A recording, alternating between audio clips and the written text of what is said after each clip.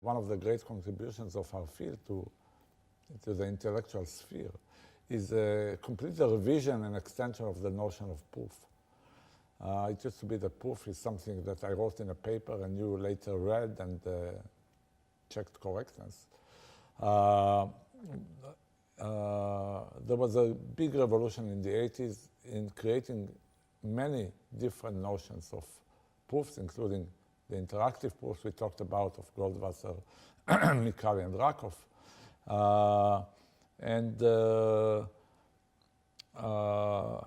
They seem to have been in the realm of cryptography.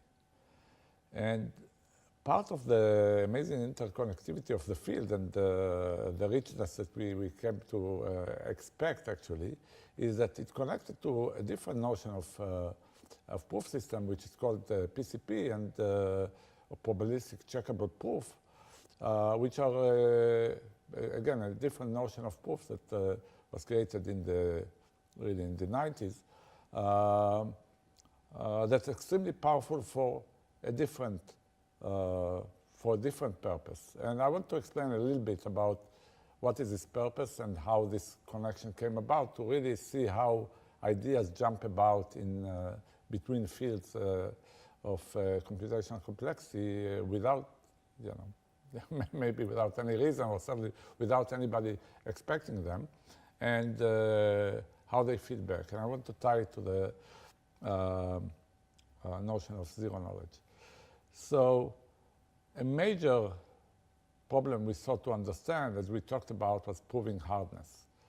We don't know how to prove that the problem is hard, but we have an anchor. We have our belief that P is different than NP, and that NP complete problems. So a certain class of problems are probably hard. We feel pretty certain that these problems are hard.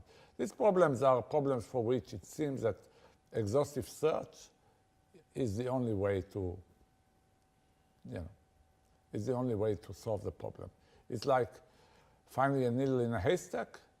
The only way to do it is probably go through all the strands of hay until you discover the needle. And if the size of your data, is, let's say, all numbers of length 1,000, you have to find the code. Somebody picked a code for their safe, right? And the code is a 1,000-digit number. If you don't know anything, you just need to try all of them. But all of them, it's, again, the sun will burn before we die. We understand problems of this type are NP-complete. They probably require exponential time, which for us is infinity. But even if we understand this, there are other problems that we really need to solve that are approximation problems that maybe we don't need to find the right code. Maybe we just want to find something in the neighborhood that gives us, we don't want to make the maximum amount of money on the stock market. It's fine if we just make half as much as, the best guy, this most successful hedge fund manager. Being optimal is making more than the best hedge fund manager. We just want to do half as much, or that's an approximate. We never knew how to argue that these problems are hard, even assuming P is different than NP. And this came about very indirectly through these probabilistically checkable proofs. I'm not going to tell you, well, let me roughly tell you what they are and then say how they came about. What they are is the following. Again, I have a mathematical statement, the Riemann hypothesis. I write a paper proving it, like the classical mathematical proof. And you have to referee it. This is how science works, or mathematics work. That's the social life of mathematics. That's how statements are verified by the community. So there is a referee who is just going to check the proof. That's a classical notion of proof. And everybody who's in the community and gets a paper to referee say, oh, no, I don't have time for this. And then you look, it's a 100-page paper full of details. Say, what do I do with this? Well, of course, it's part of my social obligation. I will do it. It's also something I may learn from. That's another reason to do it. Maybe I'll give it to my graduate student to do it. But that's a natural way, right? I mean, you have to check each and every statement, each of every line in these 100 pages, because a potential bug can hide anywhere. Here's a PCP proof, the idea at least. The PCP proof is a way for me to write a proof. I know how to prove it, so I know it. But I write it in a way so that you as a referee don't have to read all the papers. You toss a few coins. You go through a few random pages. From each page, you pick out one symbol, the 17th character, the 27th character. You look at these 5 symbols. You compute something on them. If it checks, you say correct paper. Doesn't check, you say incorrect paper. Again, this looks like a useless thing. I mean, how can you find a bug smeared over, a bug hiding, a needle in a haystack? A bug can be a needle in a haystack. How can you find it with just sampling it? A PCP, a probabilistic checkable proof, is a way to write proofs in which that if there was a bug in the original proof, after converting it to this version, the bug will be smeared all over. Again, it's something that looks like it shouldn't be there, should not exist, and the PCP theorem, Aurora Safra and Aurora Lund Matwani, Segedi and Safra, and Sudan, says that it's possible. Whatever you can prove, you can build a probabilistically checkable proof for. So where did this come from? It's another notion of proof. And at the time, we were studying interactive proofs.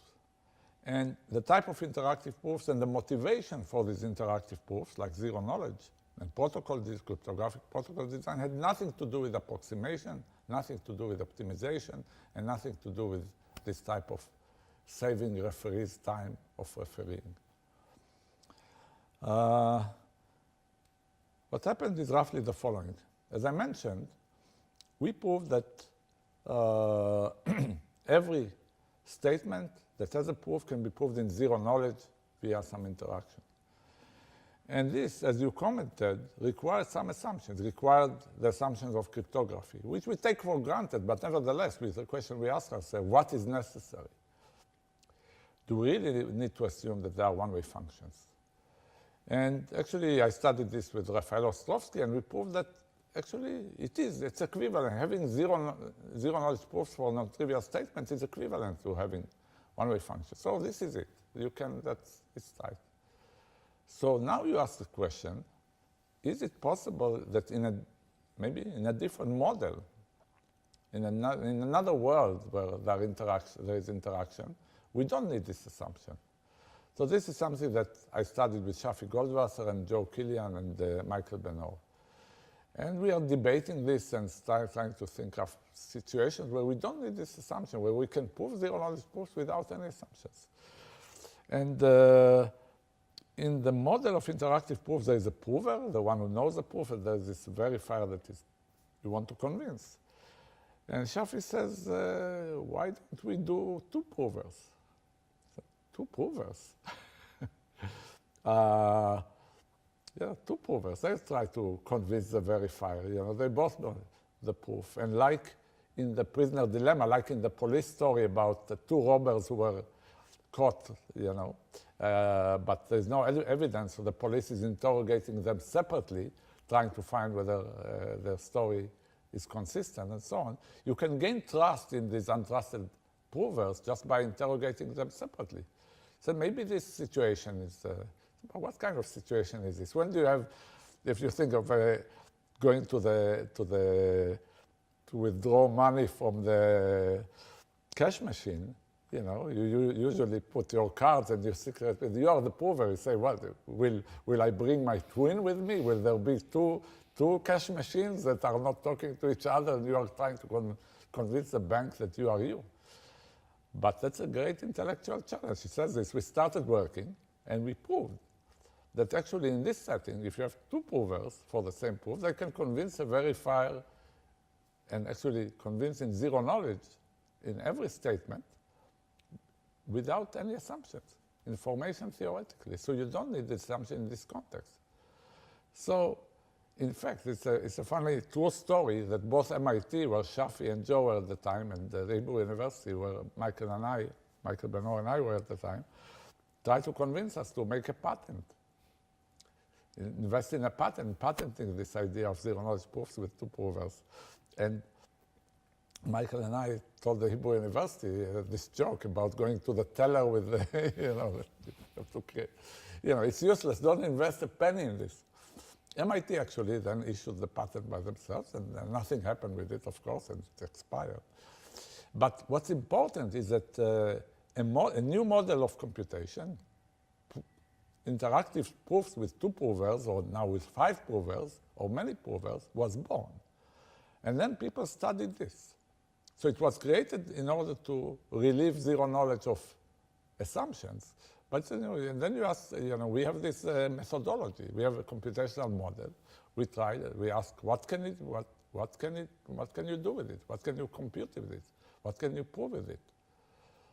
And people started studying this. And it was amazing that the exact power, it needed another story, which I will not tell, which is long, another development in another part of the world, how this came about, but people developed enough techniques to understand the power of interactive proofs with one prover, and interactive proofs with 2 provers. And it is interactive proofs with 2 provers that, because of this understanding its power, it took the form of NP in a somewhat scaled version, but it took the form, and people started relating it to proofs of this kind, where they are written proofs, but the verifier is just reading small parts of it. So this was understood as was a revelation. It was so that it's as powerful as that you can prove such statements with reading very few, or you can check statements reading such few bits. And now another thing happened, and people realized that using this, you can prove hardness of approximation. And with this too, it became like urgent to understand just how efficiently can you do this. And this is exactly what led to the PCP theorem, that you could do it with as few as 3 bits of a proof, no matter how long it is. And so it was very indirect. It requires the freedom to dream up models of computation that are completely unrealistic, and studies them despite that, because it's natural and beautiful and appealing, and without any practical application in mind. That eventually led to this understanding of the power of approximation that was celebrated here in the PCP Fest.